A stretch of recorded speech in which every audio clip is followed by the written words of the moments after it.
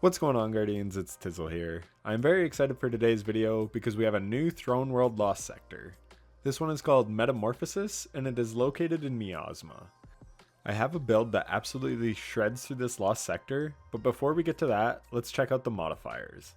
This is a Scorn Lost sector, meaning we have Overload Chieftains and Unstoppable Abominations. This lost sector has Scorched Earth, meaning enemies will throw grenades significantly more often. We have solar and arc shields in here, and the burn is arc, meaning arc damage both dealt and received is increased by 50%. And as usual, we have locked loadout, match game, extra shields, and limited revives. With that out of the way, let's take a look at our first build.